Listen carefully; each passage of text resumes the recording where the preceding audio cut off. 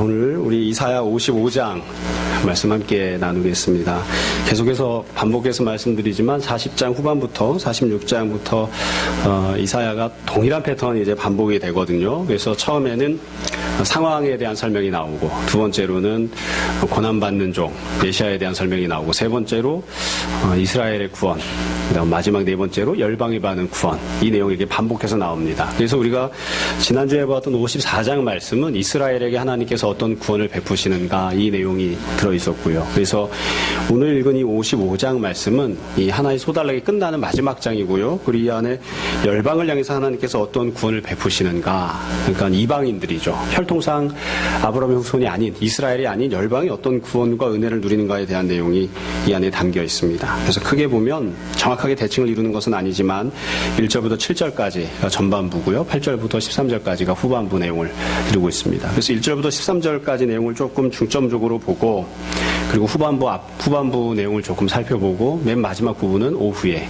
다시 살펴보려고 합니다. 우선 1절부터 7절까지 내용은 똑같은 패턴이 이렇게 반복이 됩니다. 하나님께서 부르시고 초청하는 그런 내용이 나와요. 그래서 세 번에 걸쳐서 하나님께서 초청을 하십니다. 그러니까 오라 이렇게 세 번 초청을 하시는 거예요. 근데 이 세 번에 걸친 초청이 다 각기 다른 곳으로 오라고 하시는 게 아니라, 물론 문자적인 내용만 놓고 보면 서로 다른 것처럼 보이지만 동일한 장소로, 동일한 대상을 향해서 동일한 은혜를 받으라고 부르시는 그런 모습으로 되어 있습니다. 여러분, 근데 왜 세 번이나 이렇게 오라고 했을까요?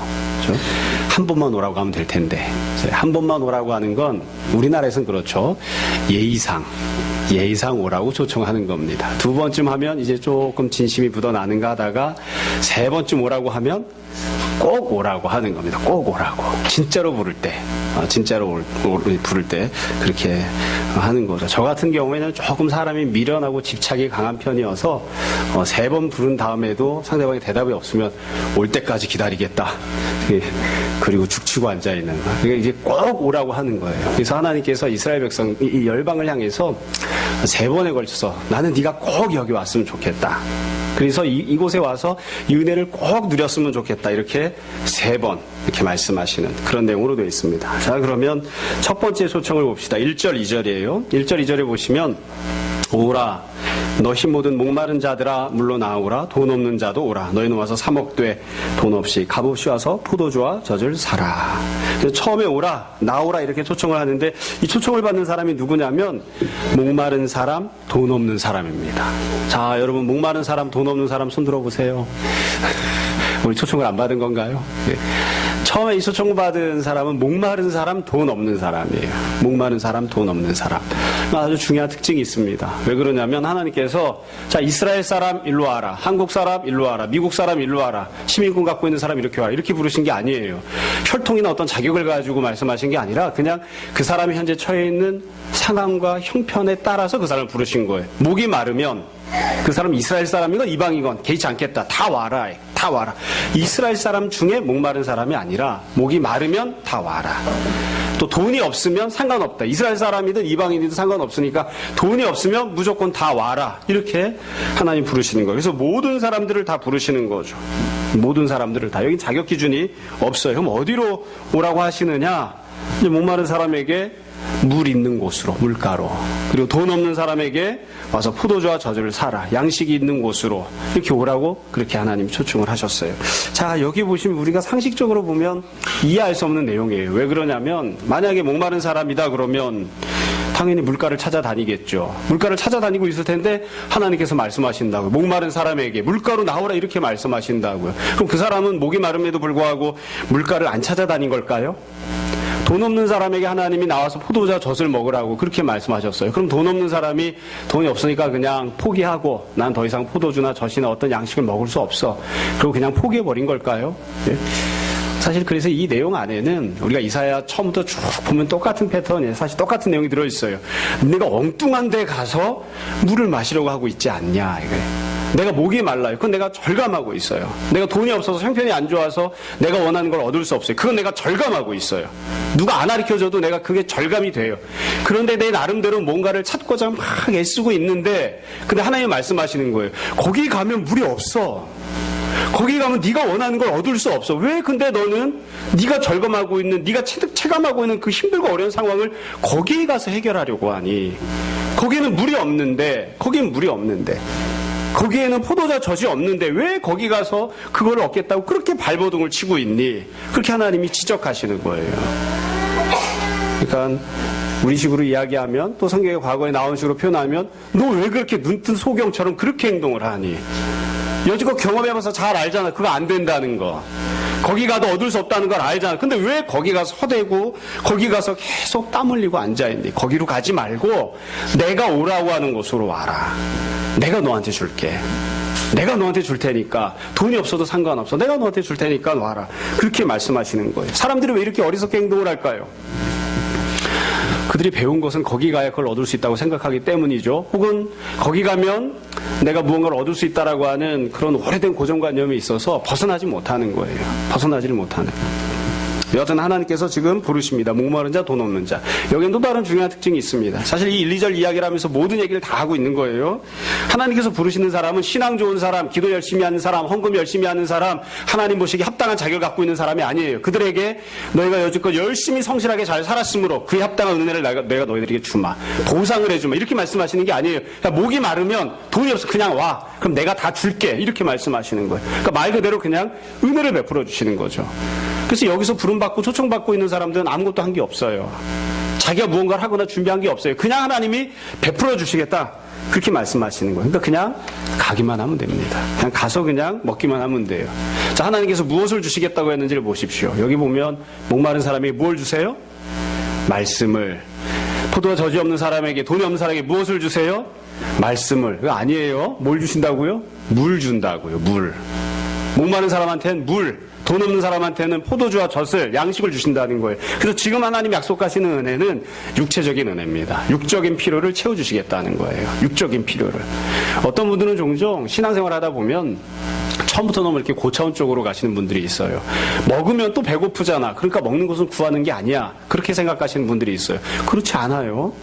주님께서는 먹는 것을 주십니다. 근데 육적인 필요들을 공급하시고 채워주시는, 일용할 양식들을 늘 세워주시는 거예요. 그래서 결국 하나님께서 처음으로 초청하시면서 약속하시는 은혜가 있습니다. 누구에게? 물이 없고 먹을 것이 없는 자에게, 그것을 내 힘으로 살 수 있는 돈도 없는 자에게 하나님 말씀하신다고요. 네가 필요한 것 내가 채워주마. 내가 물도 주고 포도주와 젖도 줄 테니까 돈이 없어도 돼. 여지껏 신앙생활을 똑바로 안 했어도 돼.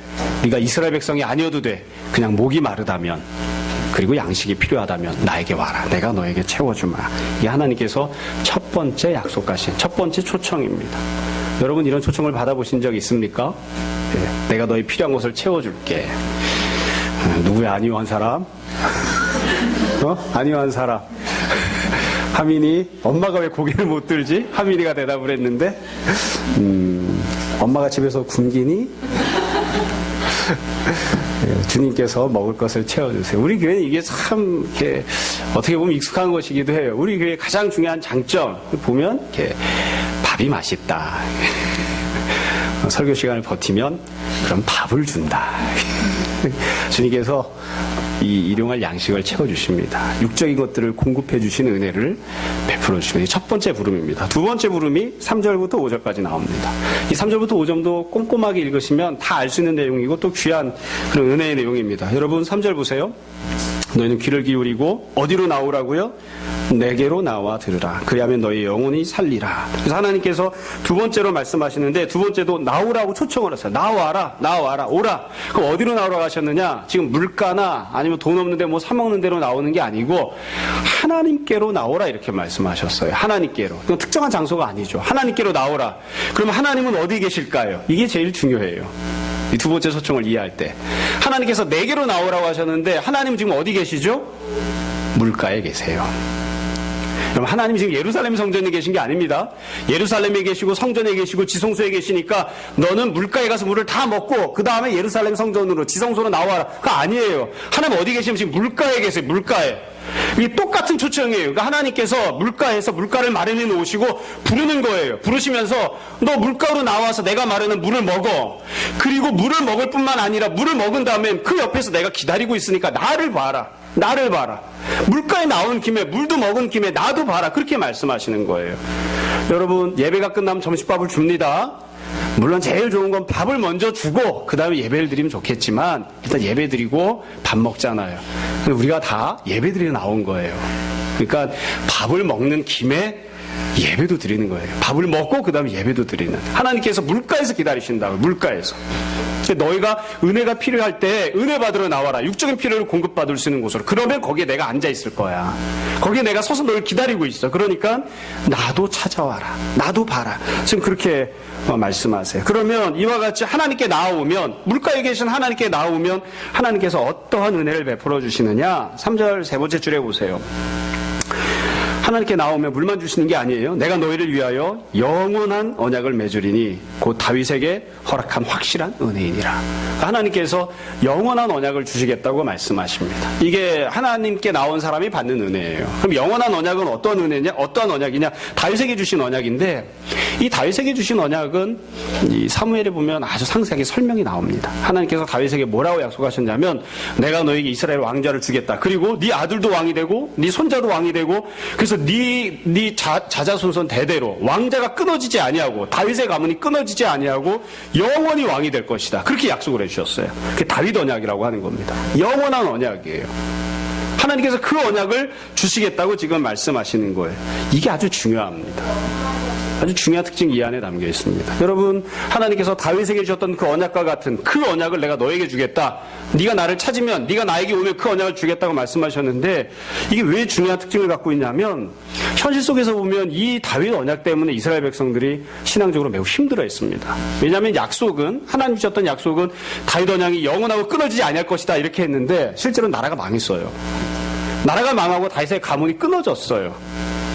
다윗이 그래서 더 이상, 다윗의 후손이 더 이상 왕이 되지 않아요. 나라가 망하고 포로로 끌려가서 노예로 살고 있는 판국에 왕족으로 태어났다는 게 무슨 의미가 있겠어요. 다윗의 가문이 끊어져 버렸다고요. 그래서 하나님께서 주셨던 약속이 성취가 안 된 거예요.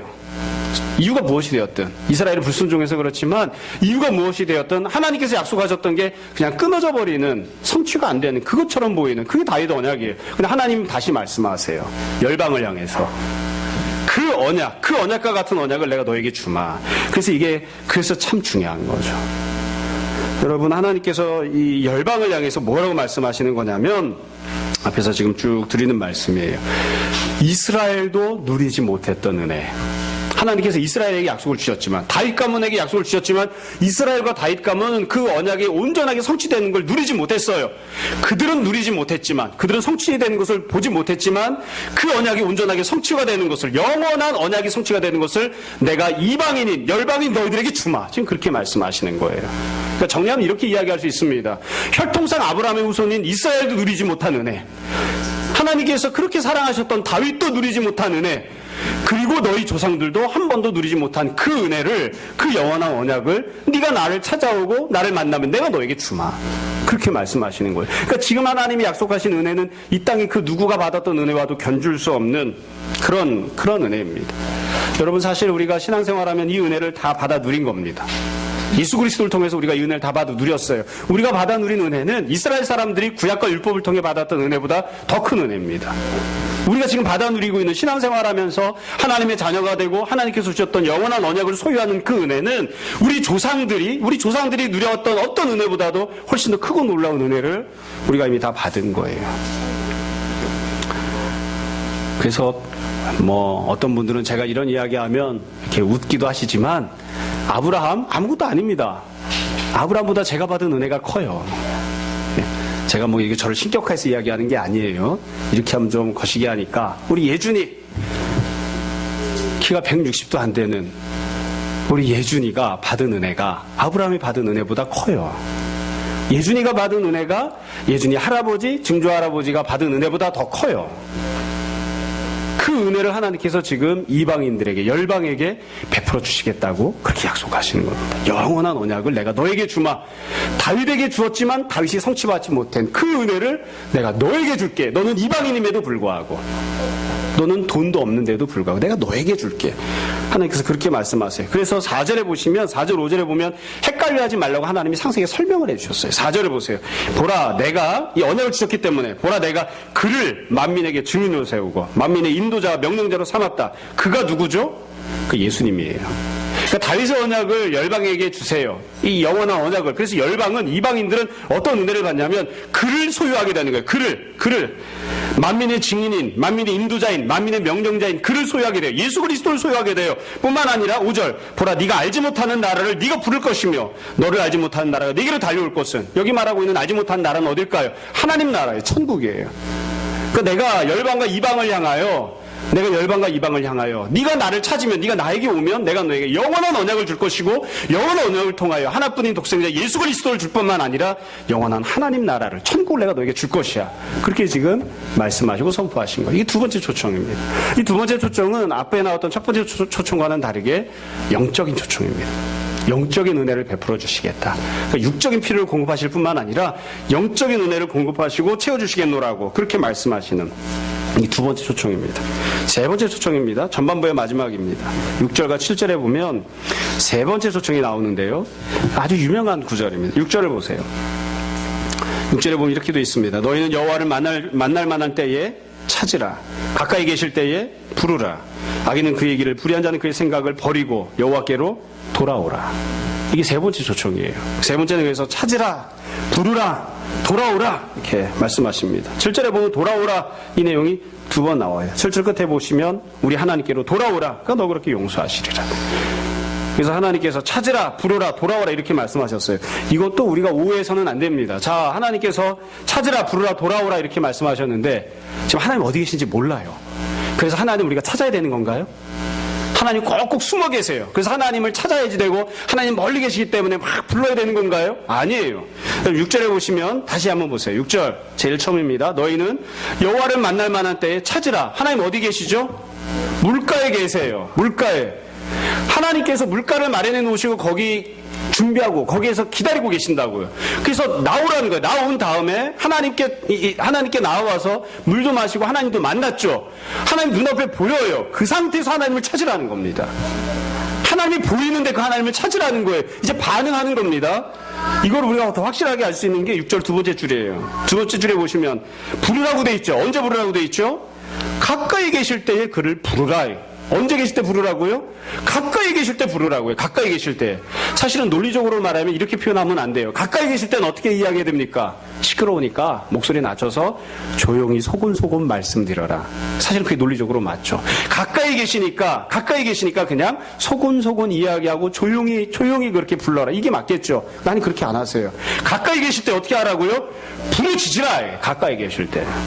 물가에 나왔어요. 하나님 마련하신 물을 먹었습니다. 하나님을 찾았어요. 그래서 하나님께서 주시는 영원한 언약을 받았습니다. 그럼 어떻게 하라고요? 그때 은혜를 받았을 때에 하나님이 바로 코앞에 계시니까, 하나님이 지금 은혜를 베풀고 계시니까 바로 지금 바로 여기에서 하나님을 찾고 하나님을 부르라 이거예요. 이미 은혜를 받았는데 그 은혜를 받은 상황에서 더 깊이 은혜를 받는 자리로 나아가라. 그리고 이 상황에서 하나님 앞에 돌아오는 자가 되라. 회개하라. 회개하라. 그럼 하나님 어떤 은혜를 베푸십니까? 7절 두 번째 줄에 보시면 그리하면 그가 긍휼히 여기시리라. 7절 맨 끝에 보시면 너그럽게 용서하시리라. 하나님께서 용서하신다. 이렇게 말씀을 하십니다. 그러니까 하나님 앞에서 은혜를 받았으면 그것이 은혜 받은 것인 줄 알고, 나는 목마른 사람, 나는 돈 없는 사람인데 하나님께서 내 힘으로 살 수 없는 것들을 다 미리 준비해 놓으시고 난 아무것도 해가지 않았는데 하나님께서 나를 불러주셔서 내가 하나님 앞에 나아가서 하나님께서 예비하신 물을 먹고 하나님께서 예비하신 양식을 먹고 하나님께서 나에게 베푸시는 다윗도 흠모했던 영원한 언약이 내 안에 성취된 은혜를 받아 누렸습니다. 그러므로 내가 하나님을 찾고 내가 하나님을 부르는 자가 되고 더 깊은 신앙의 세계로, 더 깊은 믿음 생활로 내가 들어가기 원합니다. 그렇게 반응하는 사람이 되라. 그럼 내가 네 죄를 용서하마. 하나님께서 그렇게 말씀하세요. 여러분 참 사람마다 다른 생각을 하겠지만 저는 이 본문을 보면서 열방을 향해서, 이방인을 향해서 선포하시는 내용이거든요. 참 이게 1차원적인 은혜일 수도 있습니다만 제일 은혜가 됐던 부분은 사실은 그겁니다. 하나님께서 신앙생활 열심히 하고 회개하면 내가 너에게 네가 회개한 걸 좀 봐서, 회개한 정도를 봐서, 그 다음에 충성 봉사한 정도를 봐서 너한테 먹을 것도 주고 다른 은혜도 주마. 사실 우리가 생각하는 건 그게 정상이에요. 근데 하나님 그렇게 말씀을 안 하셨어요. 순서가 어떻게 돼요? 일단 육적인 필요를 공급해 주세요. 그 다음에는 영적인 은혜를 공급해 주세요. 그 다음에 회개하는 거예요. 그 다음에 은혜를 받은 사람들이, 육적인 필요를 공급받은 사람들이, 영적인 은혜를 받은 사람들이 그 다음에 하나님을 부르고 하나님을 찾고 하나님 앞에 회개하는 거예요. 하나님 순서를 지금 그렇게 말씀하셨어요. 저는 이게 제일 좋았어요. 쉽게 말씀드릴게요. 교회 누가 왔어요. 제일 처음에 뭘 하죠? 교회 누가 제일 처음에 오면 우리가 뭐라고 이야기하죠? 애쓰셨습니다. 설교 끝까지 들으시느라 식사하고 가세요. 식사하고 가세요. 제일 처음에 이야기하는 게 뭐예요? 식사하고 가세요. 그렇게 이야기한다고요. 그래서 밥을 여러 차례 먹었어요. 그런 다음엔 이제 예배 시간에 그만 조세요. 그만 졸고 설교도 들으시고 예배도 잘 하시고, 그래서 이 설교 듣고 예배 드리고 그러다가 이제 회개합시다. 이게 이렇게 되는 거예요. 근데 누가 교회 왔는데, 성도가 교회에 있던 사람들이 새로 찾아온 사람에게 회개하셨나요? 회개 안 하시면 밥 안 드립니다. 우리 그렇게 안 하죠. 하나님께서 그렇게 하시는 거예요. 처음에 뭐 하세요? 밥을 주신다고요. 나는 돈이 없는데, 나는 목이 마른데 필요한 것들 일단 채워줘요. 그런 다음에 심령을 만져주고 영적인 은혜를 받게 해주세요. 그리고 나서 그 사람이 회개하는 자리에 오도록 부르는 거예요. 회개하는 자리에 오도록. 여러분, 이게 우리가 들을 때는 은혜인데요, 적용할 때 힘듭니다. 누군가에게 우리가 은혜를 베풀려면 어떻게 해야지 돼요? 이렇게 해라 이거예요. 이렇게 해라. 집에서 애가 잘못했어요. 제일 처음 해야 되는 게 뭐죠? 밥을 먹여야 됩니다. 애가 잘못했을 때 제일 처음 해야 되는 게 뭐예요? 선우야, 이번 주간을 잘 생각해봐. 잘못한 게 몇 가지 있지? 잘못했을 때 엄마가 제일 처음에 하는 게 뭐야? 너는 잘못했으니까 밥 먹을 자격이 없어. 굶어! 이렇게 하셨어? 아니면 일단 밥 먹고 얘기하자. 그리고 밥을 먹여주셨어.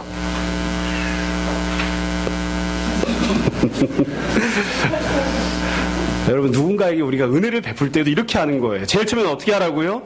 밥을 먹여주라고요. 그리고 그 사람의 마음을 만져주고 그 사람의 영혼에 귀한 영적인 은혜를 주라고요. 그런 다음에 그 사람의 잘못을 이야기하고 그 사람이 회개할 수 있게끔 회개할 기회를 주는 거예요. 근데 우리는 거꾸로 해요. 거꾸로. 우리가 은혜를 받을 땐 유순서로 은혜를 받았어요. 은혜를 받을 땐 유순서로 은혜를 받아놓은 다음에 누군가에게 대할 땐 어떻게 하냐면, 네가 자기 죄를 낱낱이 다 고백하고 회개한 다음에, 그 다음에 내가 네 죄를 용서할지 말지 생각해보자. 그 다음에 네가 밥을 먹어야 될지 말지 그 다음에 생각해보자. 우리가 대체로 그런 순서로 해요. 그런 순서로. 저는 어렸을 때 굉장히 이 부분에 있어서만큼은 성경적인 가정에서 컸습니다. 저희 부모님이 신앙생활을 잘 하시는 분이 아니었음에도 불구하고 이렇게 하셨어요. 제가 뭘 잘못했어요. 그럼 저희 어머니가 갖고 있는 기준이 있어요. 밥이에요, 밥. 그래서 막 혼나다가도 엄마 배고파 그러면 일단 매를 중지해요. 일단 밥을 먹습니다. 밥이 제일 중요해요. 밥을 못 먹으면 얼마나 서러운지.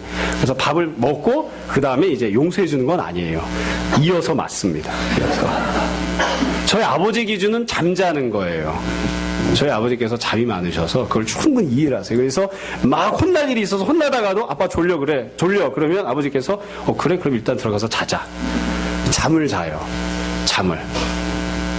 혼나는 건 다음날 이어서 잊지 않고 그대로 또 이어서 혼납니다. 여하튼 일단은 먹이고 보는 거예요. 먹이고 필요한 것을 공급해주고, 그리고 난 다음에 회개하고 또 다른 은혜를 베풀어 주십니다. 그래서 저는 성적표가 나왔는데 성적이 안 좋다. 일단 들어가서 자면 됩니다. 안 깨웁니다.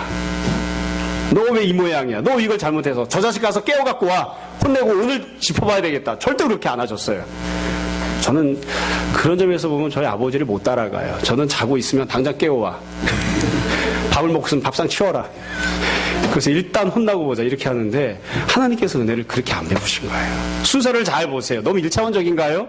하나님 어떤 순서로 은혜를 베푸셨다고요? 열방에게, 이방에게, 믿음이 없는 자들에게, 은혜 받을 자격을 갖추지 못하고 있는 이방인들에게 어떻게 은혜를 베푸셨냐면, 처음에 육적인 필요를 채워주시고 공급해 주시고, 그 다음에 그들의 심령을 만져주시고 영적인 은혜를 주시고, 그 다음에 그들에게 회개하게끔 부르셨어요. 회개하게끔.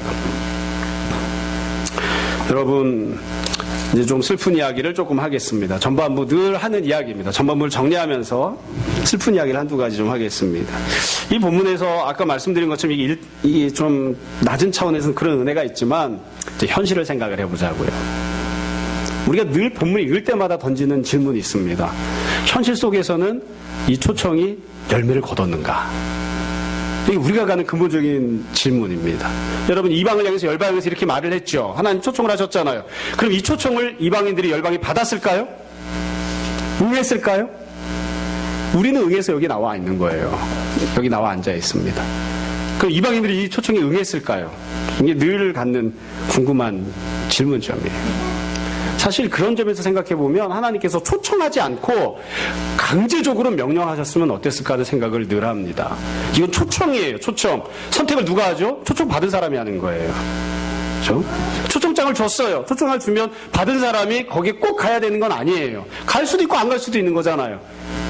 초청장을 줬다고 해서 반드시 그 사람이 다 오나요? 그건 아니잖아요. 여기도 마찬가지예요. 하나님이 이방인들에게 초청을 하셨어요. 1번, 2번, 3번. 그러면 그 초청을 받은 이방인들이 다 응하고 돌아왔느냐? 아니에요. 왜 그러면 이게 초청이니까. 선택을 누가 해요? 내가 한다고요, 내가. 받은 놈이 한다고요.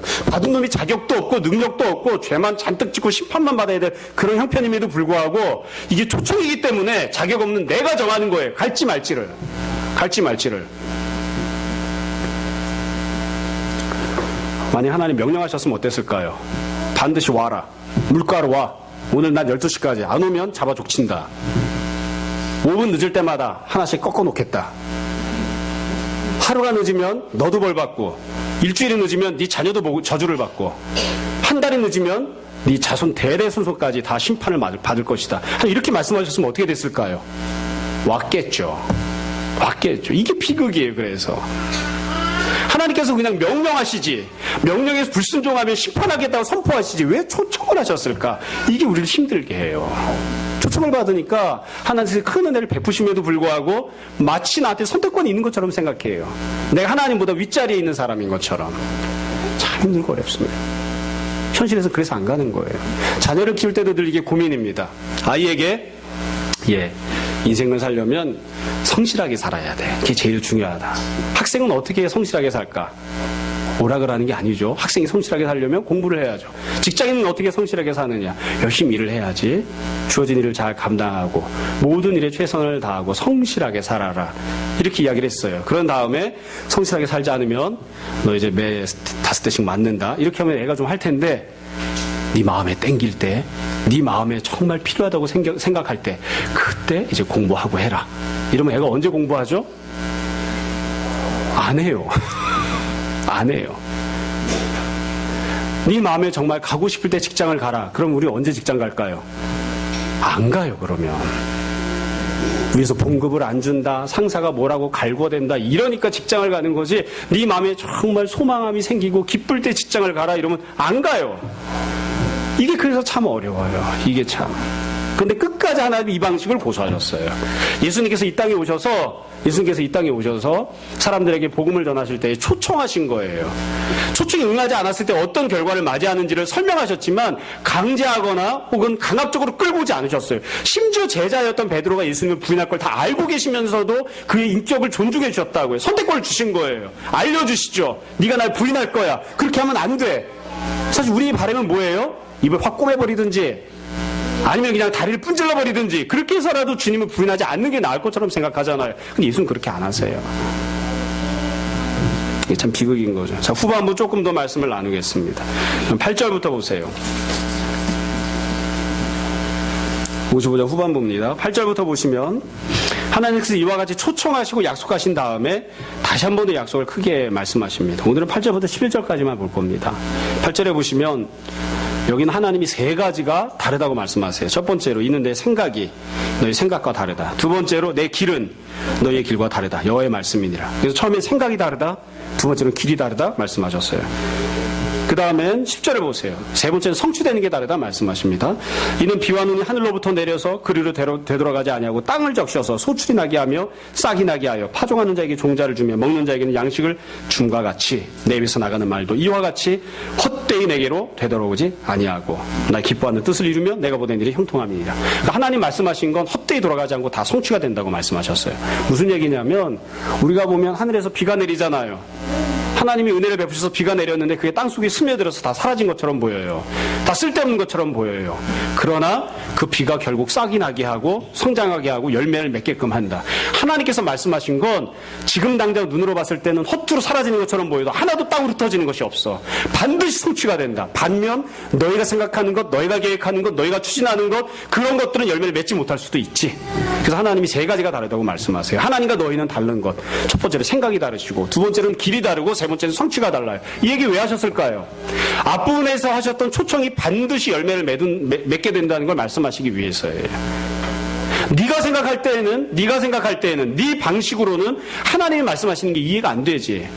네가 알고 있는 방법만 갖고 생각하면 물가로 나가서 물을 마실 수 없을 것 같지. 영원한 양식을 받을 수 없을 것처럼 보이지. 그렇게 해서는 죄 용서 받지 못할 것처럼 보이지.